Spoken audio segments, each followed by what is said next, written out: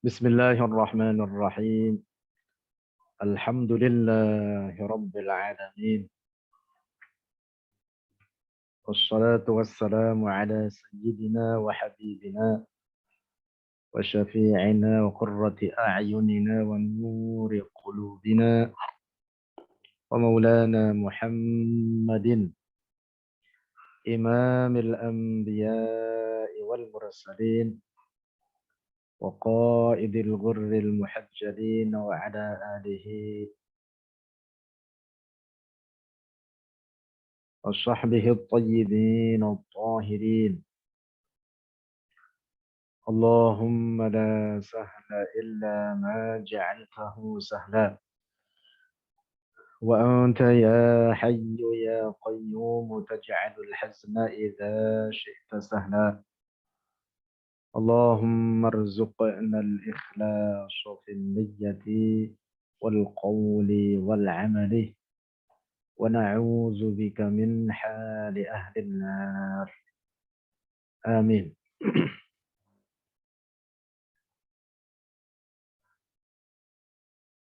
Saudara-saudaraku sekalian yang dirahmati Allah Subhanahu wa taala. Insya Allah dalam kesempatan ini kita akan melanjutkan kajian bedah buku Allah ada tanpa tempat dan tanpa arah.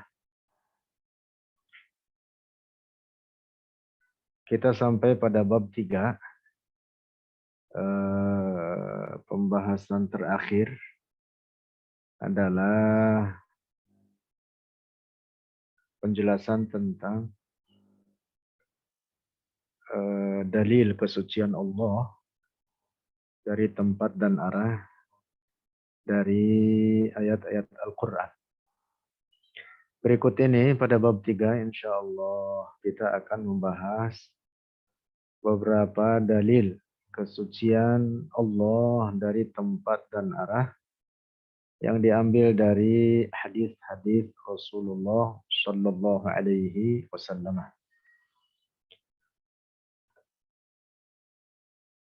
Di screen yang tampil di hadapan Bapak Ibu sekalian, ada beberapa nomor. Kita ringkas insya Allah pembahasan terkait hadis-hadis yang memberikan pemahaman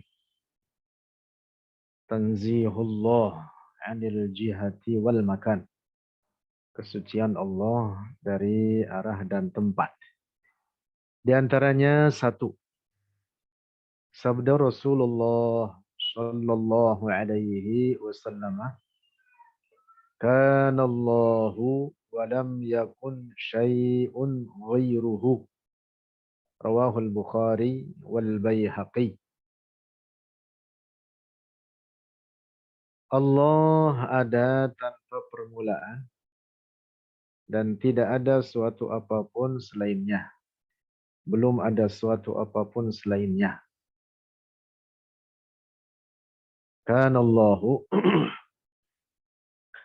yang dimaksud oleh hadis ini dijelaskan diantaranya oleh Al-Imam Al-Hafiz Ibn Hajar Al-Asqalani dalam syarah Sahih Al-Bukhari, yaitu Fathul Bari, bahwa kana di sini berfaedah al-azaliyah, memberikan makna keberadaan tanpa permulaan. Dan hanya Allah yang memiliki sifat tersebut. Nah, ketika disebutkan dalam hadis ini walam yakun syai'un ghairuhu, maka memberi pemahaman bahwa apapun selain Allah, maka ia itu adalah baharu, memiliki permulaan. Sebelum terciptanya segala sesuatu, maka tidak ada suatu apapun. Yang ada hanya Allah.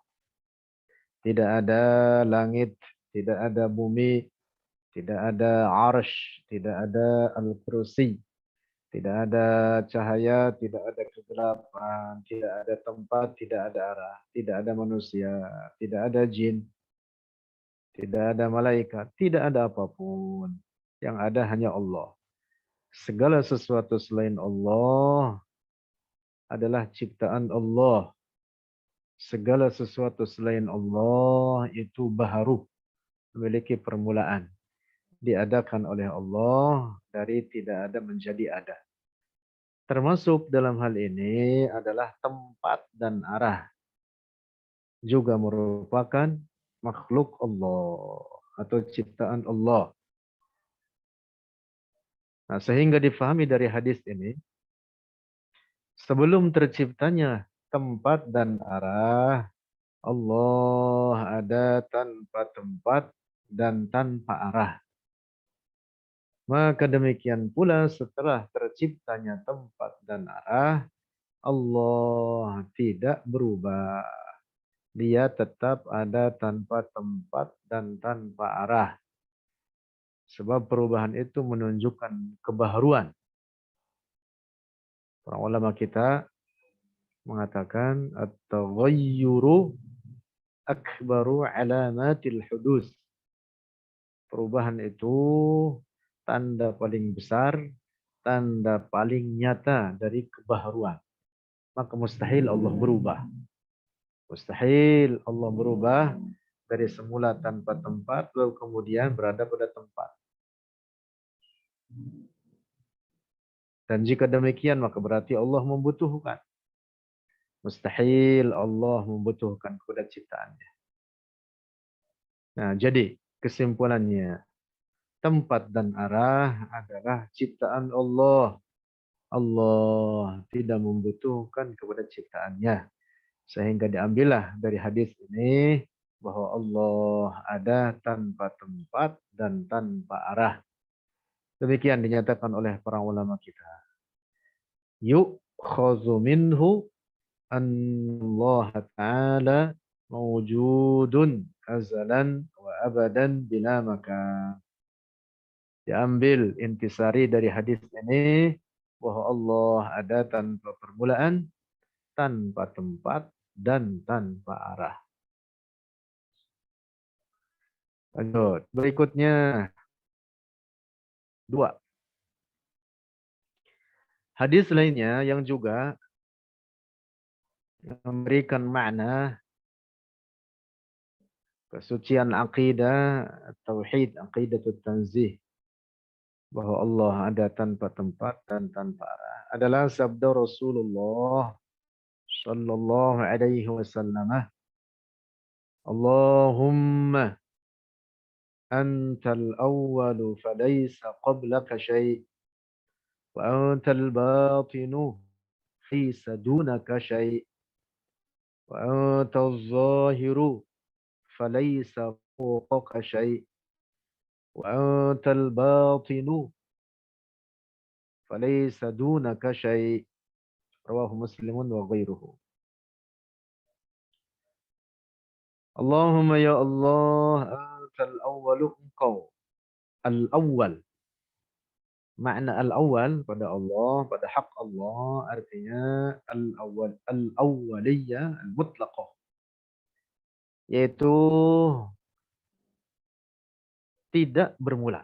Jadi makna al-awwal pada hak Allah huwal awwalu, artinya yang tiada bermula. Maknanya sama dengan al-qadim atau al-azali. Itu semuanya maknanya sama. Artinya la bidayata liwujudihi, ada tanpa permulaan. Falaisa qablaka syai', maka tidak ada sebelummu suatu apapun ya Allah. Wa antal batinu, dan engkau ya Allah. Oh, ini teksnya. Oh, ada teksnya salah ini, mohon maaf ini harus diperbaiki. Seharusnya wa antal akhiru falaisa ba'daka syai'. Masya Allah.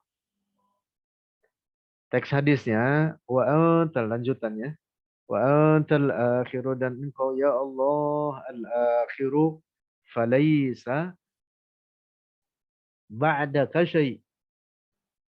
Dan engkau ya Allah al-akhir. Al-akhir artinya yang tidak punah, tanpa penghabisan.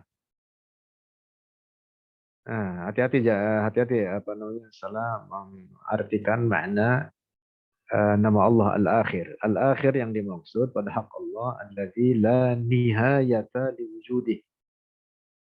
Artinya yang ada tanpa penghabisan. Al-Akhir itu sama dengan sifat Allah Al-Baqa.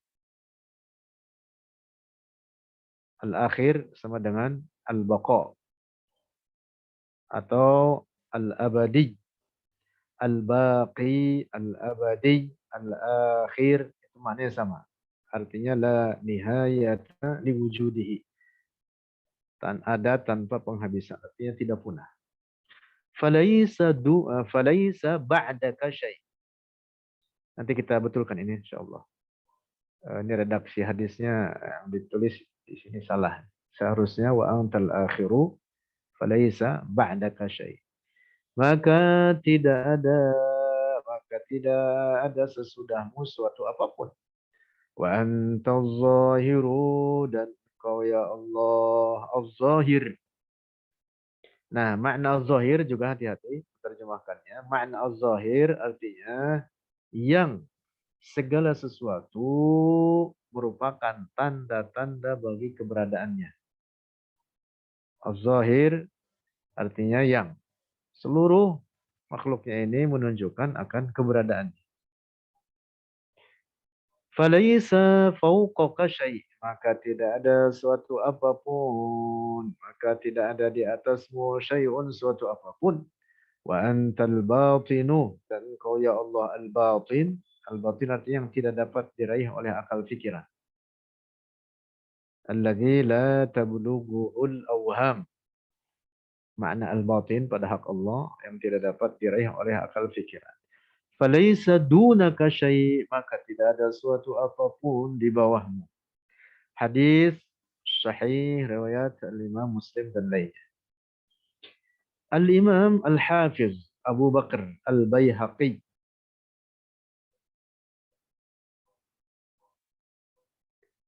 dalam mengambil intisari dari hadis tersebut, beliau berkata, istadallah ba'du ashabina fi nafyil makani anhu, ay Allah, biqaulin Nabi sallallahu alaihi wasallam, antal zahiru falaysa fawqaka syai' wa antal batinu falaysa dunaka syai'. Wa idza lam yakun. Nah, di sini ini catatan penting ini.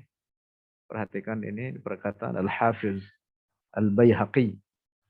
Wa idza lam yakun fawqahu syai'un wa la dunahu syai'un lam yakun fi makan.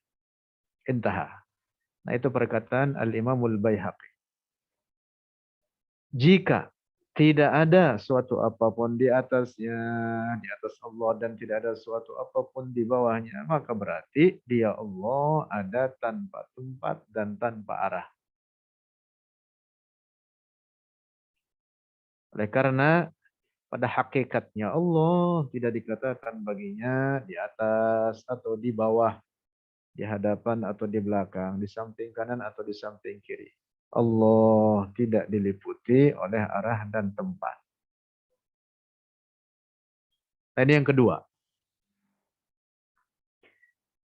Nah, ini ada catatan tambahan. Ini juga hadis menunjukkan bahwa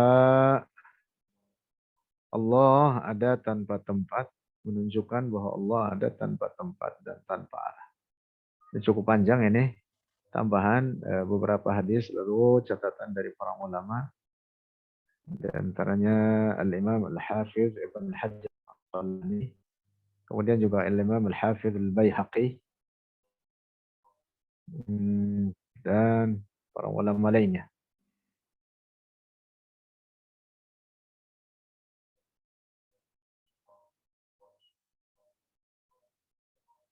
Tiga, hadis sahih dari sahabat Abu Hurairah radhiyallahu anhu bahwa Rasulullah sallallahu alaihi wasallam bersabda, "Aqrabu ma yakunul 'abdu min rabbih wa huwa sajidun, fa aktsirud du'a."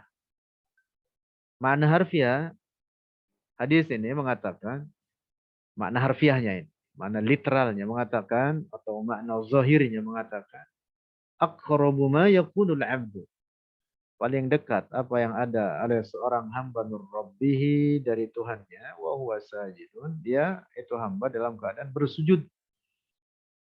Aktsirud doa, maka perbanyaklah oleh kalian akan doa di dalam sujud tersebut. Redaksi hadisnya demikian. Lalu Al-Imam Al-Hafidh Jalaluddin As-Suyuti rahimahullah, seorang imam terkemuka, wafat tahun 911 Hijriyah, yang bahkan beliau telah mencapai derajat mujtahid mutlak. Mujtahid mutlak. Walaupun tentu beliau tidak membuat mazhab baru, beliau ikut mazhab Syafi'i. Tapi seperti pengakuan beliau sendiri, bahwa beliau telah mencapai tingkatan di mana seorang memiliki otoritas untuk melakukan istinbatul ahkam atau berijtihad. Nah, beliau Al-Imam As-Suyuti rahimahullah berkata, Al-Badrus Sahib, dalam kitab Tadhkirahnya berkata, nah jadi beliau juga mengutip perkataan para ulama sebelumnya. Dan bahkan hadis ini juga dijadikan dalil oleh banyak para ulama selain beliau, bahwa hadis ini di dalamnya terdapat isyarat dalam menafikan arah dari Allah.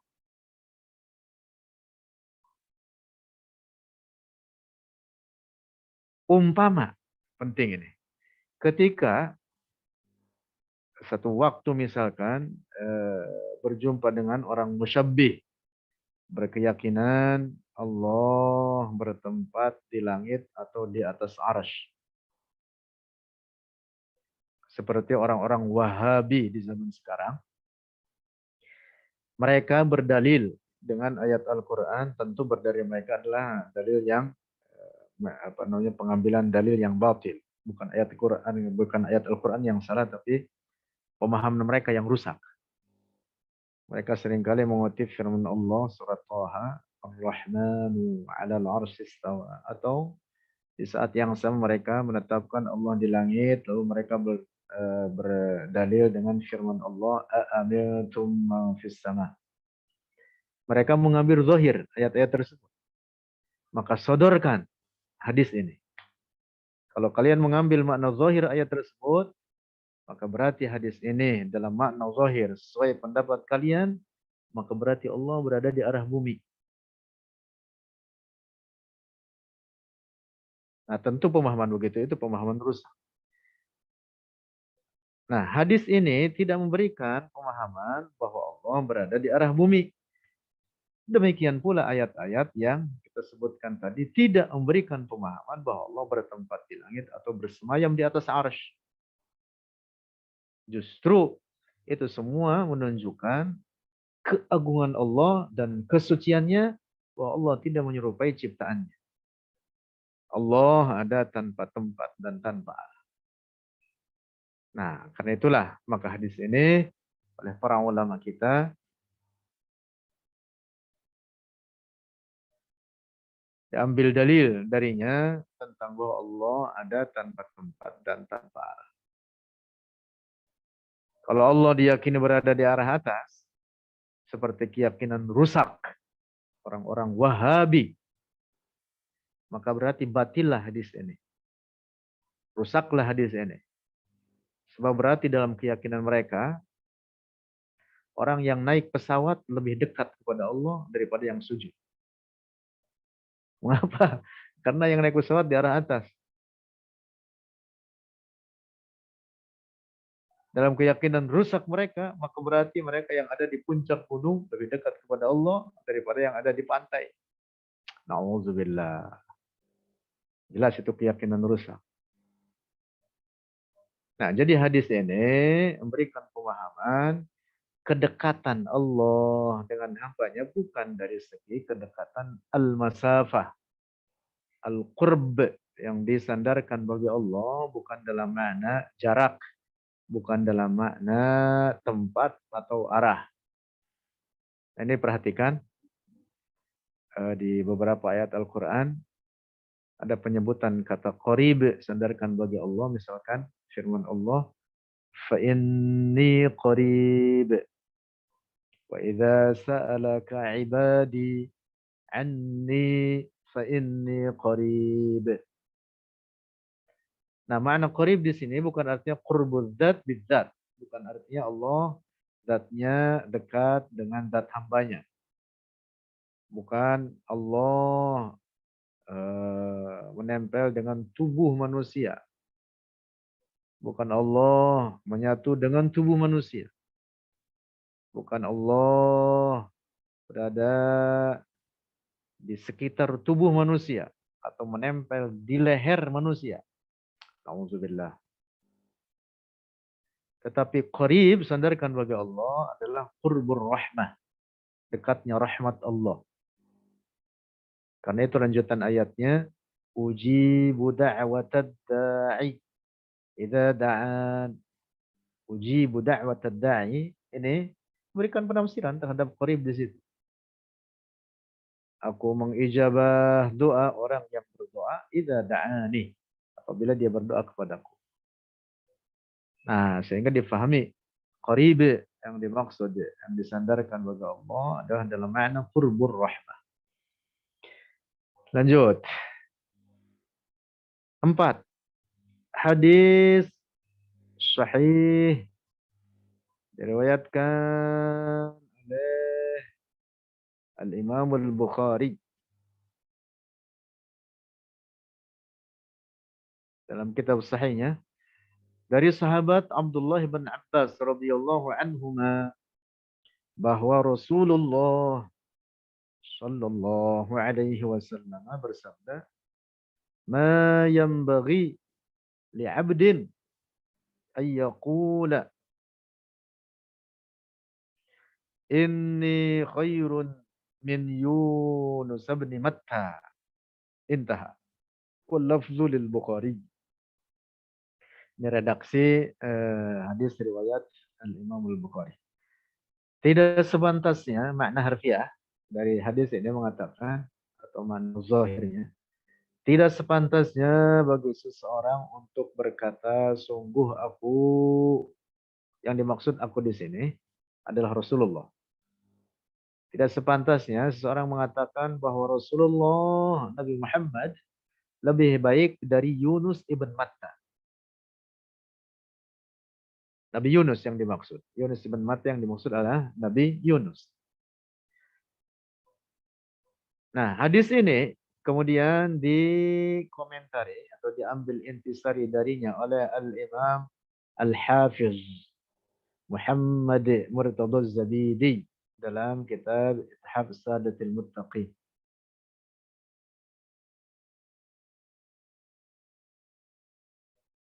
Dalam kitab Ithaf Sadatil Muttaqin bisyarhi Ihya Ulumuddin. Ini redaksi tulisan beliau cukup panjang ini. Kesimpulan dari apa yang beliau tulis demikian. Ketika Rasulullah mengatakan, jangan kalian mengatakan bahwa aku lebih utama dibanding Nabi Yunus. Yang dimaksud, jangan meletakkan Nabi Yunus bukan pada tempatnya.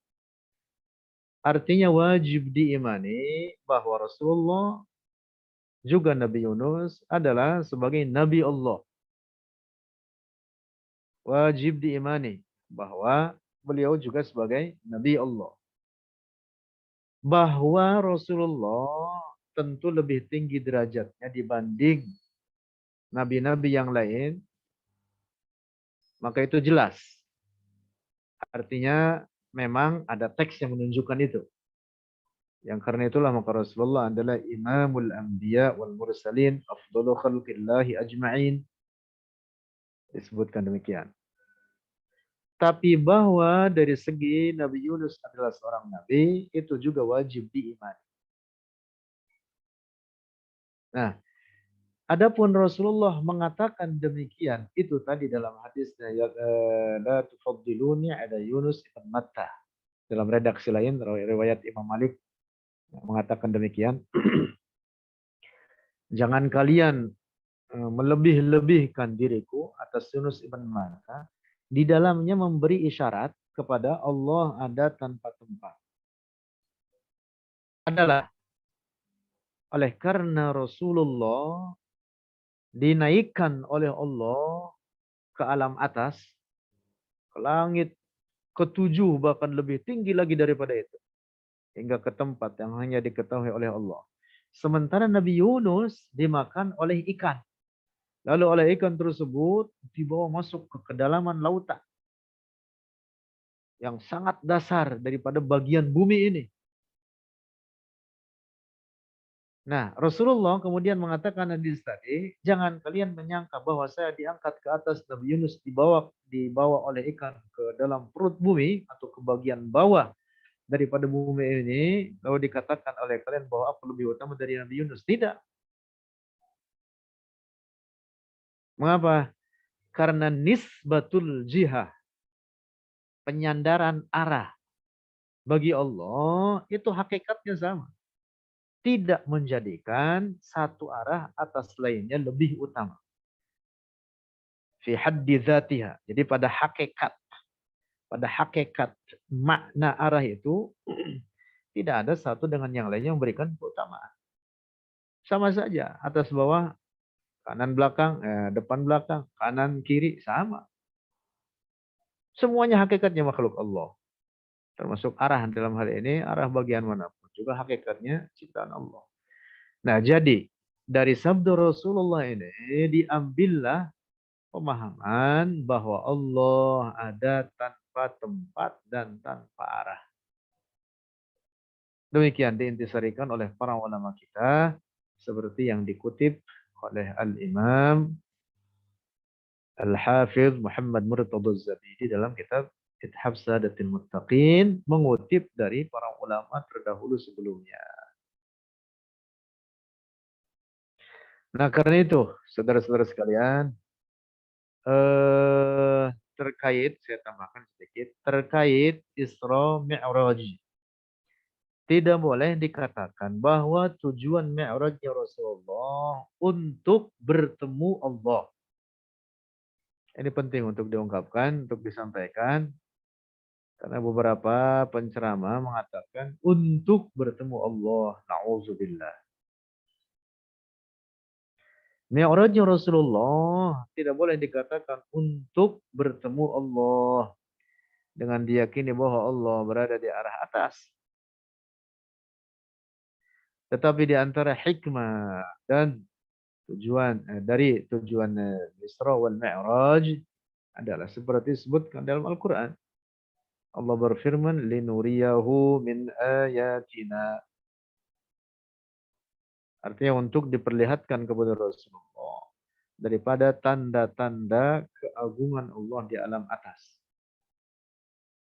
Untuk memuliakan Rasulullah.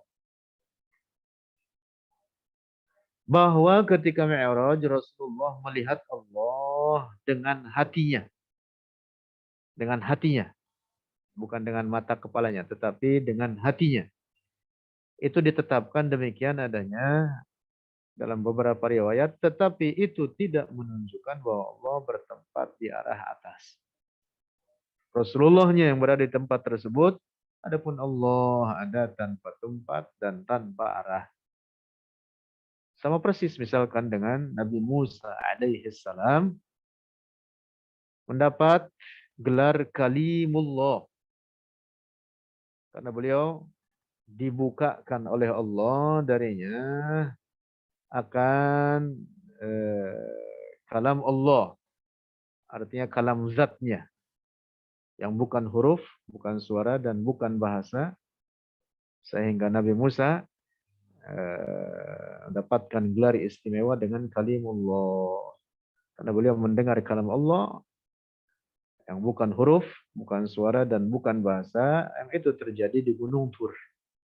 Bukan berarti Allah ada di gunung tersebut. Nabi Musa yang ada di gunung itu. Nah, ini pahami dengan baik ini. Jangan salah paham terkait dengan peristiwa Al-Isra wal Mi'raj. Demikian pula penduduk surga bahwa mereka melihat Allah. Bukan berarti Allah di dalam surga. Juga tidak boleh dikatakan Allah di luar surga. Karena luar dan dalam itu berlaku bagi benda.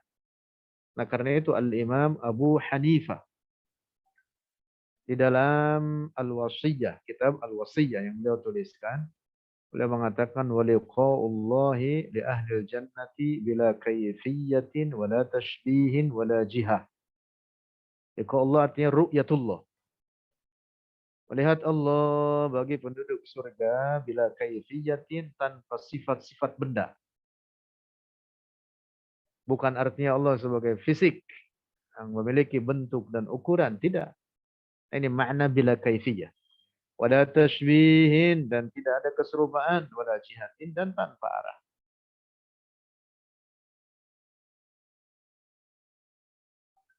Dan ada banyak perkataan para ulama senada dengan apa yang diungkapkan oleh Al-Imam Abu Hanifah. Nah, jadi kesimpulannya tidak boleh difahami bahwa Allah bersifat dengan sifat-sifat benda seperti di dalam atau di luar.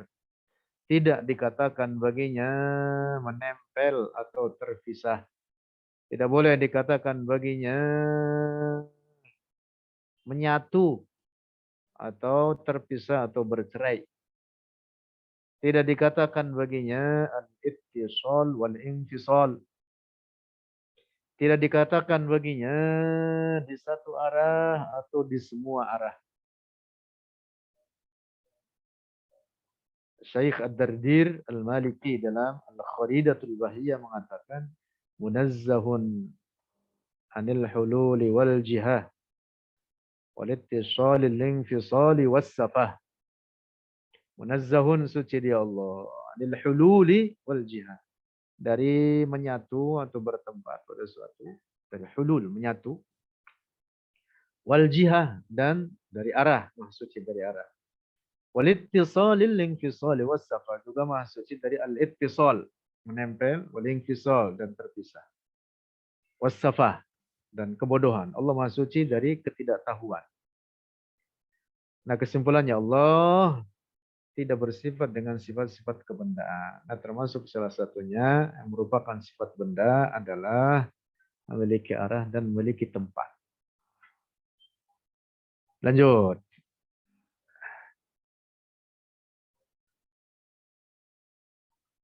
Sebentar ini dari atas apa ini?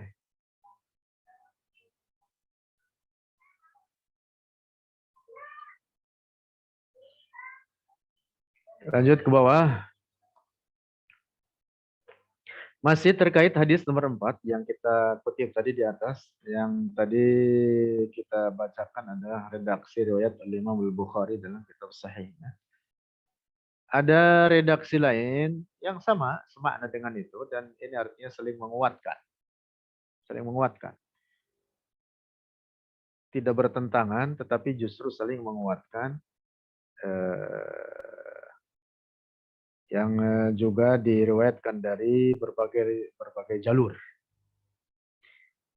Al-Mufassir Al-Qurtubi dalam kitab tafsirnya. Ini lihat ini. Ini seorang pakar tafsir terkemuka. Al-Qurtubi ini mu'tabar indana wa indahu. Gitu. Al-Qurtubi ini seorang ahli tafsir yang diakui oleh kita dan oleh musuh kita. Musuh kita orang-orang mujassimah, musyabbihah. Mereka juga mengakui kitab tafsir ini sebagai rujukan. Nah, sodorkan apa yang dituliskan oleh Al-Qurtubi dalam tafsirnya. Beliau berkata, qala Abul Ma'ali, qauluhu sallallahu alaihi wasallam. Al-Juwaini yang dimaksud. Qauluhu sallallahu alaihi wasallam, la tufaddiluni ala Yunus ibn Matta. Al-makna, fa inni lam akun wa ana fi sidratil muntaha bi aqraba ila Allah minhu wa huwa fi qaril bahr fi batnil hut. Wa hadha yadullu ala anna Allah subhanahu wa ta'ala laysa fi jihatin. Sabda Rasulullah, jangan kalian utamakan diriku atas Yunus ibn Matta. Maknanya, makna hadis ini, bukan berarti bahwa aku ada di Sidratil Muntaha, artinya bahwa aku lebih dekat kepada Allah dibanding Nabi Yunus. Tidak. Lam akun wa ana fi Sidratil Muntaha bi aqraba ila Allah minhu. Wa huwa fi qaril bihar. Sementara Nabi Yunus berada di dasar lautan. Fi batnil hut, dalam perut ikan. Nah, jadi jangan diutamakan Rasulullah hanya karena Rasulullah diangkat naik ke atas Nabi Yunus. Sama-sama Nabi. Nah, dengan demikian maka sabda Rasulullah ini, la tufaddiluni ala Yunus ibn Matta, di dalamnya terdapat isyarat yang sangat-sangat berharga bagi kita untuk menunjukkan bahwa Allah ada tanpa tempat dan tanpa arah. Masya Allah. Ini dalil-dalil yang kuat. Para ulama kita, kecerdasan mereka dapat mengambil intisari ilmu tauhid yang sangat penting. Nah, kita menikmati, alhamdulillah kita diberi hidayah oleh Allah untuk memahami apa yang dituliskan oleh para ulama kita. Nikmat besar. Allah menjadikan kita berada di golongan Ahlus Sunnati wal Jamaah. Al-Firqatin Najiyah. Kelompok yang dijamin keselamatannya oleh Allah.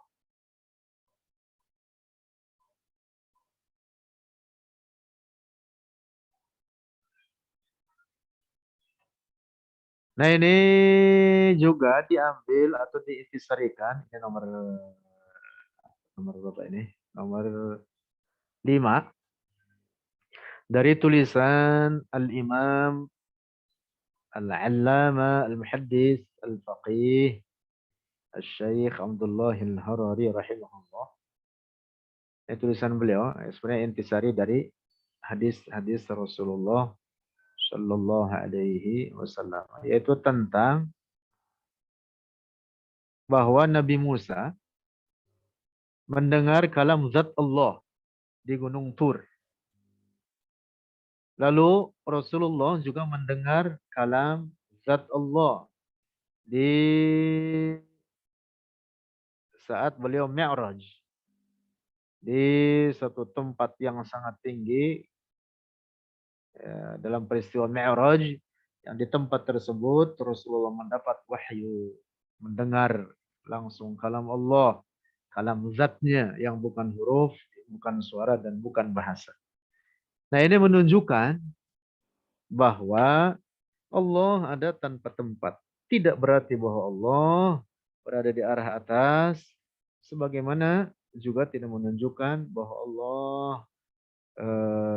berada di arah bumi. Tidak.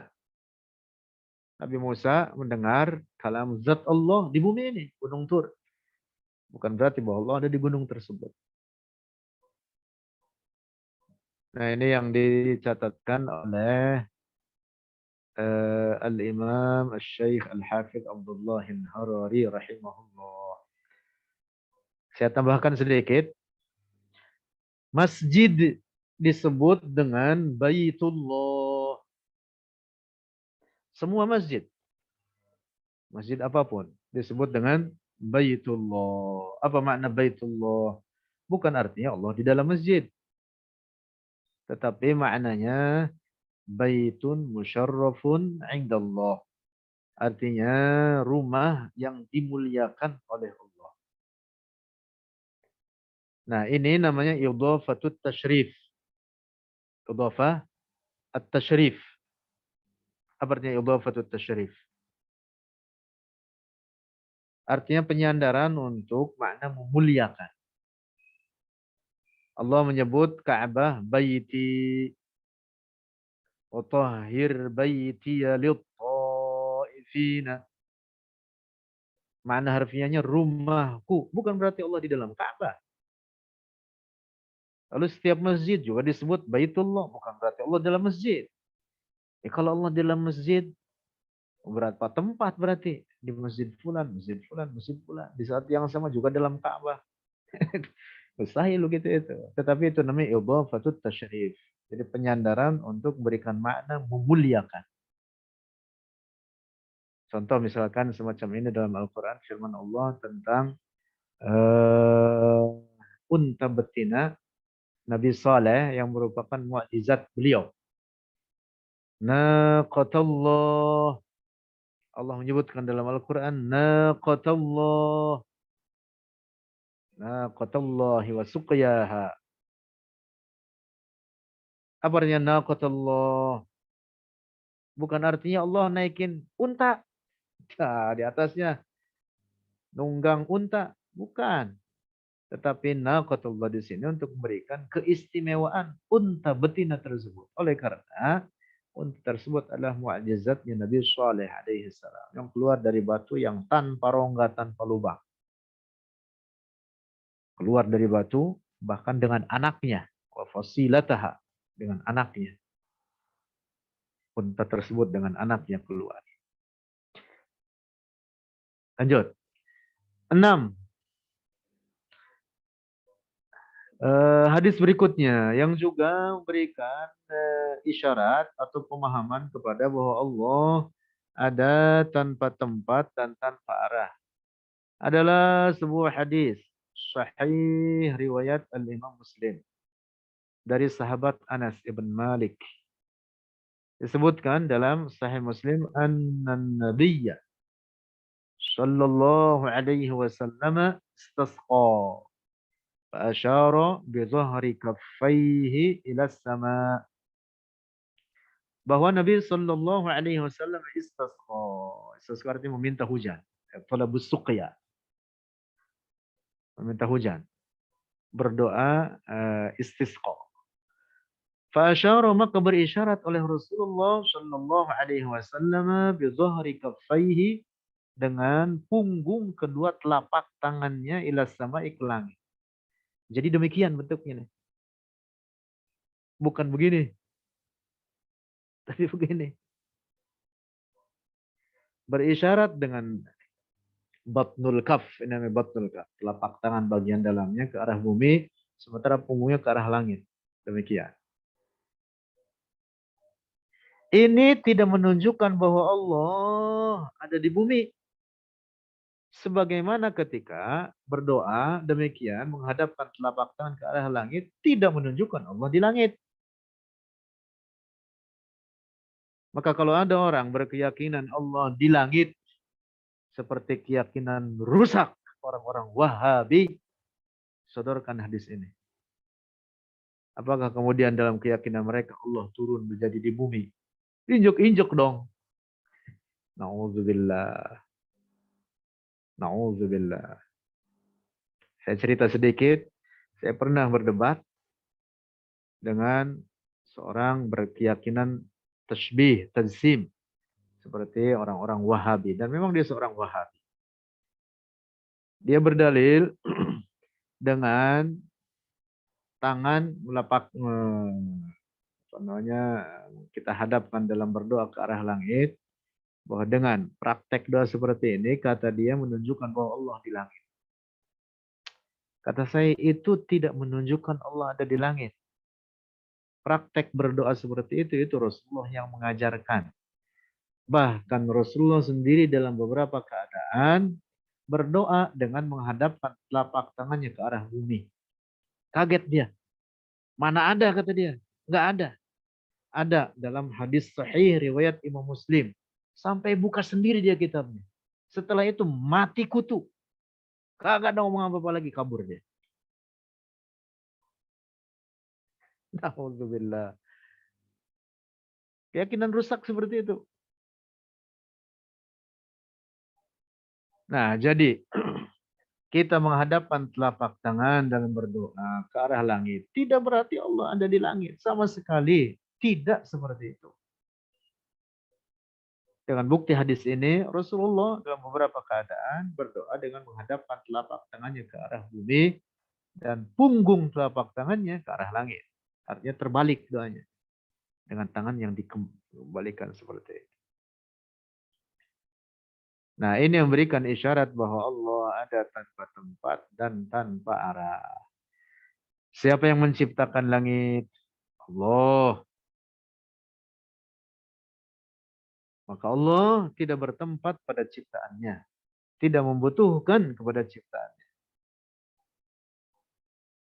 Ketika dikatakan langit ciptaan Allah, maka berarti langit baharu. Makhluk dari semula tidak ada menjadi ada. Karena diadakan oleh Allah. Maka jika kemudian diyakini Allah bertempat di langit, itu berarti dalam keyakinan rusak tersebut, bahwa Allah berubah dari semula tanpa langit, kemudian bertempat di langit. Nauzubillah. Nah, kaidah para ulama yang saya kutip tadi, mengatakan at-taghayyuru akbaru adamatil hudus. Perubahan itu adalah tanda paling besar dari kebaharuan. Lalu langit memiliki bentuk dan ukuran. Maka kalau dikatakan Allah bertempat di langit, itu berarti Allah tidak lepas dari kemungkinan atau tidak lepas dari 3 kemungkinan. Karena definisi bertempat itu adalah tidak lepas dari 3 kemungkinan. Logika bertempat itu ada kalanya sama dengan tempat itu sendiri. Ada kalanya lebih kecil daripada tempat tersebut. Atau bisa jadi lebih besar dari tempat itu sendiri. Itu logika bertempat seperti itu.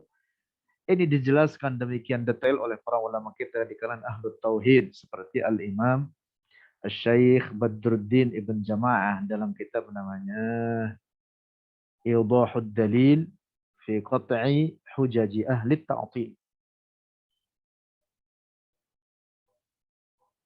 Nah, sekarang kalau dikatakan Allah bertempat di langit, maka berarti tidak lepas dari 3 keadaan tersebut. Bisa jadi sama besar dengan langit, bisa jadi lebih kecil daripada langit sehingga diliputi oleh langit, atau bisa jadi lebih besar daripada langit. Tanyakan kepada kaum musyabbihah jelek itu. Mana menurutmu dari 3 kemungkinan ini?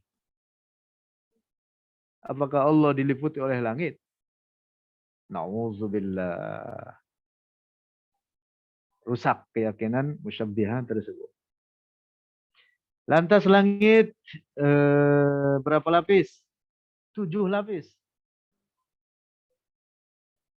Allah berfirman dalam Al-Quran, faqadahunna sab'a samawat, faqadahunna ay fakhalaqahunna. Dalam ayat ini saja diungkapkan dengan faqadahunna, artinya diciptakan oleh Allah. Langit itu diciptakan oleh Allah. Diadakan dari tidak ada menjadi ada.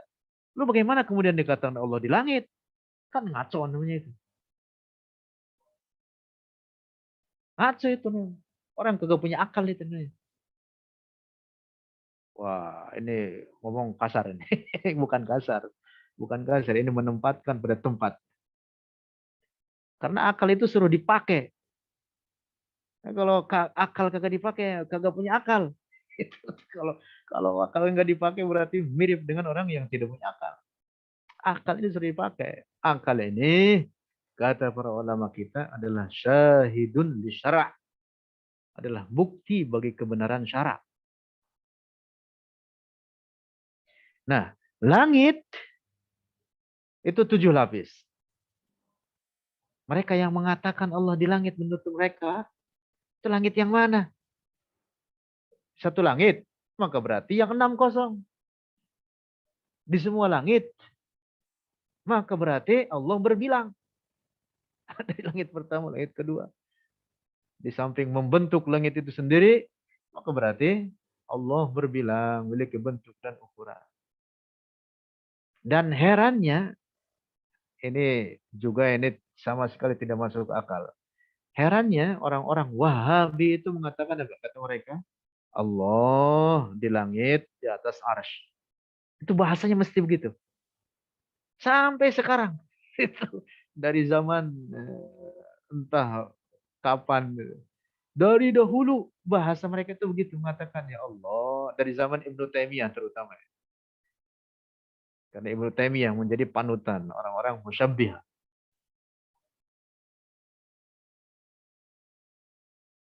Sekalian sekalian promosi. Bukan promosi dan bukan dak jualan. Tapi kalau berminat, kita sudah menerbitkan terjemah kitab Al-Maqalatus Sunniyah fi Kashfi Dhalalat Ahmad Ibn Taimiyah. Hampir 1000 halaman tebal. Sudah diterjemahkan dan sudah dicetak hardcover. Silahkan dibeli dengan harga yang murah. Hanya 150.000 tambah ongkir. Sangat murah ya. Silahkan dibeli. Nanti tampil di sini ada Bang Fauzi. Nanti menghubungi Bang Fauzi. Nanti ada di kolom chat. Kembali lagi. Jadi Allah Subhanahu wa taala yang menciptakan langit, maka Allah tidak boleh dikatakan di langit. Nah, ungkapan orang-orang musyabih itu sangat mengherankan dan sangat aneh. Mereka mengatakan Allah di langit, di atas arsy. Langit dan arsy itu dua makhluk yang berbeda. Mereka sendiri bingung itu dengan ungkapan seperti itu. Bagaimana dikatakan di langit, di atas arsy. Jadi yang benar di langit atau di arsy? Mereka tidak bisa jawab itu seperti itu. Masya Allah.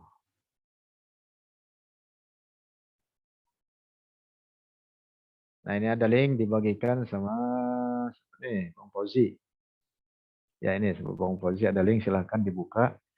PDF semua buku-buku saya gratis. Lebih dari 20 judul buku, silahkan di-download PDF-nya. Kalau bentuk fisiknya juga sudah ada.